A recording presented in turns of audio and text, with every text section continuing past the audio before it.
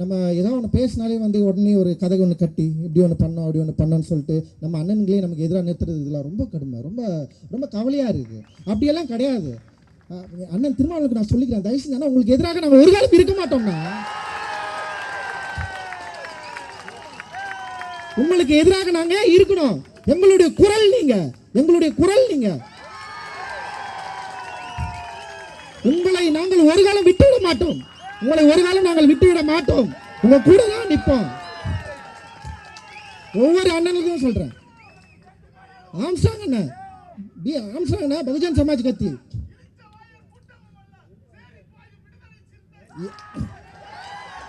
அதுதான் பகுஜன் சமாஜ் கட்சியை சேர்ந்த ஆம்ஸ்ட்ராங் அண்ணன். நான் ஒரு நீளம் பண்பாட்டு மையம்னு சொன்ன ஆரம்பிக்கிறேன்னு வச்சுக்கேன். அண்ணன் என்னைக்காவது கூப்பிட்டு என்ன கேட்டிருக்கேன், நீ ஏன்ப்பா புதுசாக ஒரு அமைப்பை ஆரம்பிக்கிறேன்னு கேட்கவே இல்லை.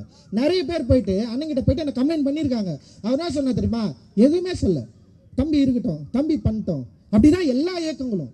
நமக்கு நிறைய தலைமைகள் தேவைப்படுது, நிறைய இடங்களில் வேலை செய்ய வேண்டியது இருக்குது. அவ்வளோ வேலை நம்ம செய்ய வேண்டியது இருக்குது. சும்மா ஒரு குரலாக வந்து ஒரு இடத்துல அப்படி நின்று நம்மளால் முடியாது. பல வாய்ஸஸ், நம்ம பல டிஃப்ரெண்ட் வாய்ஸஸ். இந்த வாய்ஸ் எல்லாமே எங்கே போய் நிற்குதுன்னா அதிகாரத்துக்கு எதிராக போய் நிற்குது. அதிகாரத்துக்கு எதிராக போகிறப்ப நம்ம எல்லாரும் ஒன்று சேர வேண்டிய தேவை இருக்குது. அதனால் ஒரு காலத்திலும் வந்து அண்ணன் கவலைப்படுற மாதிரி வந்து நாங்கள் அப்படி விட்டுற மாட்டோம். உண்மையிலே சொல்கிறேன், நம்ம எல்லாரும் ஒன்று சேர்ந்து நிற்போம். நமக்குள்ள கட்சிகள் வேறுபட்டு இருக்கலாம், நமக்குள்ள வந்து கொள்கை வேறுபட்டு இருக்கலாம். ஆனால் நம்முடைய மக்கள் பிரச்சனையாக இருக்கிறப்ப, பாதிக்கப்பட்டப்ப நம்ம எல்லாரும் ஒன்று சேர வேண்டிய தேவை இருக்குது. ஸோ இங்கே இருக்கிற அரசியல் நம்மளை வந்து பிரித்தாளும் சூழ்ச்சியில் நிகழ்ந்துட்டு இருக்கு. ஆல்ரெடி வந்து இங்கே பட்டியலின சமூகத்தில் இருக்கிற 3 டாமினேட் காஸ்ட்டை வந்து தனித்தனியாக பிரிச்சுட்டாங்க. யார் பிரிச்சது? ஏன் முன்னாடி வந்து 80களில் 90களில் வந்து ஒன்றா ஆரம்பித்த கட்சிகளில் எல்லாருமே இருந்தாங்க. இன்னைக்கு ஏன் இல்லை? ஏன் வந்து இந்த அமைப்புகளில் வந்து ஒற்றுமை இல்லை? யார் பிரிச்சது? யார்? எல்லாமே வந்து துண்டு துண்டாக மாற்றிட்டாங்க, பிரிச்சுட்டாங்க. நீ அவனுக்கு எதிராக நிலை, நீ அவனுக்கு எதிராக நிலை. உன்னுடைய உரிமைகளை அவன் பறிச்சுக்கிறான், உன்னுடைய உரிமைகளை அவன் பிரிச்சுக்கிறான். 25-30% இருக்கிற மக்களை துண்டு துண்டாக பிரித்து, தனித்தனியாக பிரித்து, தனித்தனி கொள்கைகளை அவங்க கிட்ட கொடுத்து நம்முடைய ஒற்றுமையை சதைச்சிட்டான்.